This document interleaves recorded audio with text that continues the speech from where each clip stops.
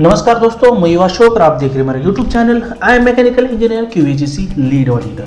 दोस्तों आज इस वीडियो में हम बात करने वाले हैं करियर अपॉर्चुनिटीज ISO सिस्टम। दोस्तों बस 5 मिनट टाइम निकाल के आप इस वीडियो को पूरा देख लीजिए, क्योंकि करियर में अगर आप आगे बढ़ना चाहते हो, आप आपका करियर जो इम्प्रूवमेंट करना चाहते हो, तो आपको ये पता होना जरूरी है कि क्या क्या करियर अपॉर्चुनिटीज होती है। तो दोस्तों चालू करती है इस वीडियो को without any waste of time. Okay, तो क्या क्या अपॉर्चुनिटीज है, what are the career opportunities? So following are the career opportunities ISO system. So first one is है सिस्टम कोऑर्डिनेटर, यानी कि QMS, EMS एंड OHSMS और जो भी अदर स्टैंडर्ड्स है उसके लिए जो है सिस्टम कोऑर्डिनेटर की एक पोजीशन होती है।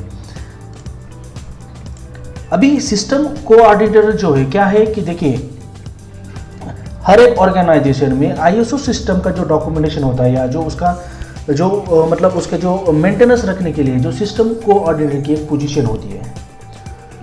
इस पोजीशन के लिए आपके पास जो है ISO का सिस्टम का नॉलेज होना चाहिए, या आपका जो भी एक्सपीरियंस है वो सिस्टम में होना चाहिए। हो सकता है कि आपने इंटरनल ऑडिटर का कोर्स किया है, या आपके पास प्रीवियस ऑर्गेनाइजेशन का एक्सपीरियंस है, या आपने कुछ ISO के जो भी सर्टिफिकेशन है वो कंप्लीट किए हुए, तो आपको इस पोजीशन को काम करने के लिए आपको हायर किया जा सकता है। तो आपको समझ में आएगा कि आप एज अ सिस्टम कोऑर्डिनेटर काम कर सकते हैं एनी ऑर्गेनाइजेशन। दोस्तों सेकेंड है मैनेजमेंट रिप्रेजेंटेटिव।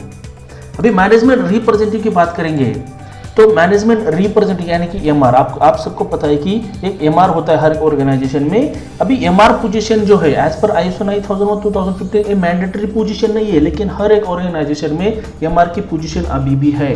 वो लोग एज ए MR पर्सन है हायर करते हैं, या आपके या जो क्वालिटी हेड होते हैं या और दूसरा कोई हेड होता है, उनको ये जो मैनेजमेंट रिप्रेजेंटेटिव की जो है रिस्पॉन्सिबिलिटीज है वो दी जाती है। अभी जो मैनेजमेंट रिप्रेजेंटेटिव के लिए क्या नॉलेज होना चाहिए, आपके पास जो है ISO का स्टैंडर्ड है उसकी जो सर्टिफिकेशन है वो आपने कंप्लीट किए हुए, जैसे inter auditor, lead auditor course. Okay, तो जो है मैनेजमेंट रिप्रेजेंटेटिव है वो रिस्पॉन्सिबल होता है to fulfill the requirement of the ISO 9001, 14001, 45000 और अदर जो भी स्टैंडर्ड है स्टैंडर्ड है। तो मतलब MR पोजीशन के लिए भी आप जो है अप्लाई कर सकते हो as per your experience and your knowledge. दोस्तों थर्ड है इंटरनल ऑडिटर।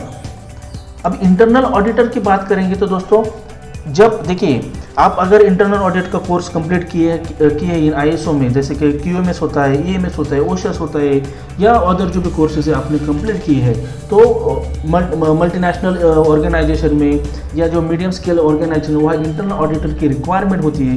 जो जिन लोगों को इस ISO का जो भी इंटरनल ऑडिटर्स है या सप्लायर की जो ऑडिट्स है, प्रोसेस ऑडिट्स है, उसका ऑडिट करना पड़ता है, उसके रिपोर्ट्स बनाने पड़ते हैं, और वो सिस्टम जो है इन प्लेस है कि नहीं है वो टॉप मैनेजमेंट को उनको रिपोर्ट देना पड़ता है।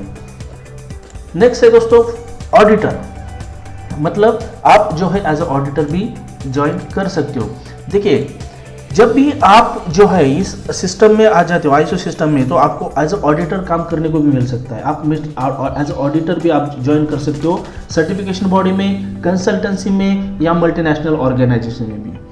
आपके पास अगर रिक्वायर्ड एक्सपीरियंस हो गया है, जैसे कि ये आपके पास 3, 4, 5, 6 साल का एक्सपीरियंस है इस सिस्टम में, तो आपको अपॉर्चुनिटी मिल सकती है सर्टिफिकेशन बॉडी से to join as a auditor.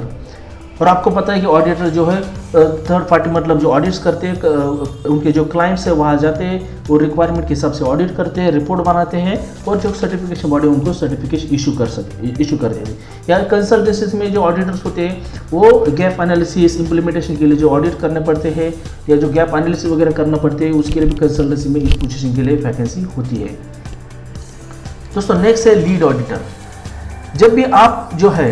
जब आप कोई सर्टिफिकेशन बॉडी में एज अ ऑडिटर ज्वाइन हो जाते हो, और आपका जो ऑडिटिंग का जो एक्सपीरियंस है वो धीरे धीरे बढ़ता है और रिक्वायर एक्सपीरियंस हो जाता है, तब जो सर्टिफिकेशन बॉडी जो है आपको अपॉइंटमेंट करती है एज ए लीड ऑडिटर। मतलब आप लीड ऑडिटर बन सकते हो, और आप जो ऑडिटिंग जो टीम है उनको हैंडल करते हो, और आप जो लीड ऑडिटर बन के अच्छा खासा कमा सकते हैं। आपका जो भी करियर है आप वो सेट कर सकते हैं।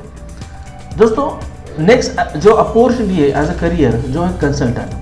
आप जो है इस सिस्टम के नॉलेज आने के बाद आप कंसल्टेंट भी बन सकते हैं। बहुत सारे कंसल्टेंसीज है, ओनली इंडिया में नहीं बल्कि आउट ऑफ कंट्रीज भी बहुत सारे कंसल्टेंट की रिक्वायरमेंट होती है, जहां आप एज ए ज्वाइन कर सकते हो कंसल्टेंट। और जो मतलब आईएसओ इम्प्लीमेंटेशन का जो गैप एनालिसिस होता है, आईएसओ इम्प्लीमेंटेशन करके देना है, डॉक्यूमेंटेशन बना के देना है, उनको ट्रेनिंग देना है, जो भी बहुत सारे पोजीशंस वर्क होते हैं आप कर सकते हो एज ए कंसल्टेंट और अच्छा खासा आप कमा सकते हो। दोस्तों नेक्स्ट है ट्रेनर। आप जो है ट्रेनर भी बन सकते हैं। अगर आपके पास रिक्वायर्ड एक्सपीरियंस आ गया, आपके पास बहुत सारे सर्टिफिकेशंस है, तो आप जो है ट्रेनर भी बन सकते हो। इन सर्टिफिकेशन बॉडी में ट्रेनर की ज़रूरत होती है, कंसल्टेंसी में ट्रेनर की ज़रूरत है, तो आप इस आईएसओ सिस्टम में ट्रेनर भी बन सकते हैं। दोस्तों नेक्स्ट है फ्रीलांसर। फ्रीलांसिंग, आपको तो पता है कि फ्रीलांसर क्या होता है। मतलब आप कोई ऑर्गेनाइजेशन विदाउट ज्वाइन करके जो है इस सिस्टम में एज ए फ्रीलांसर जॉब कर सकते हो। कोई सर्टिफिकेशन बॉडी आपको चांस देती है to work as external auditor, to work as external trainer, तो आप जो है एक्सटर्नल ऑडिटर, एक्सटर्नल ट्रेनर बन सकते हो और आप फ्रीलांसिंग भी एज कर सकते हो और बहुत अच्छा कमा सकते हो। दोस्तों नेक्स्ट अपॉर्चुनिटी है सेफ्टी ऑफिसर। अगर आपके पास OHSMS का नॉलेज है या आपने सेफ्टी ऑफिसर के जो भी अदर्स जो कोर्सेस है या अदर जो क्वालिफिकेशन है कंप्लीट किया है और आपने जो है ISO 45000 2018 का लीड ऑडिट कोर्स किया है, तो आपको जो कोर्स लीड ऑडिट कोर्स है आपके सेफ्टी ऑफिसर की जो पोजीशन है उसमें वो वैल्यू ऐड करता है। आपके बहुत सारे जो अपॉर्चुनिटीज है वो बढ़ते हैं और आप जो है सेफ्टी ऑफिसर, और जब एज अ सेफ्टी ऑफिसर आपका जो रिक्वायर्ड एक्सपीरियंस हो जाता है तो आपको सर्टिफिकेशन बॉडी से भी आपको as auditor, as a lead auditor काम करने की अपॉर्चुनिटी जो मिल सकती है फॉर ISO 45001। दोस्तों नेक्स्ट है वन कंसल्टेंसी। तो मैं लास्ट में बताना चाहूँगा कि अगर आपके पास अच्छा एक्सपीरियंस आ गया, आपके बहुत सारे कॉन्टैक्ट्स बन गए हैं, तो आप जो खुद की कंसल्टेंसी भी चालू कर सकते हैं और खुद का बिजनेस, मतलब खुद का जो बिजनेस है आप चालू कर सकते हैं, बहुत अच्छा कुछ कमा सकते हैं। और ऑर्गेनाइजेशन में बहुत सारे क्लाइंट्स होते हैं जहाँ आप उनको इम्प्लीमेंटेशन कर सकते हैं, ट्रेनिंग दे सकते हैं, डॉक्यूमेंटेशन करके दे सकते हैं और आपकी जो छोटी या लेकिन खुद का जो बिजनेस है आप चालू कर सकते हैं और आप कंसल्टेंट बन सकते हैं। तो दोस्तों उम्मीद करता हूँ कि आपको ये वीडियो ज़रूर पसंद आया होगा, और अगर आपके मन में कुछ डाउट है और आप कुछ जानना चाहते हैं, इस जो फील्ड है इस फील्ड में आप कुछ करियर करना चाहते हैं लेकिन आपके मन में बहुत सारे कन्फ्यूजन्स है, क्वेश्चंस है, आप मुझे कमेंट कीजिए।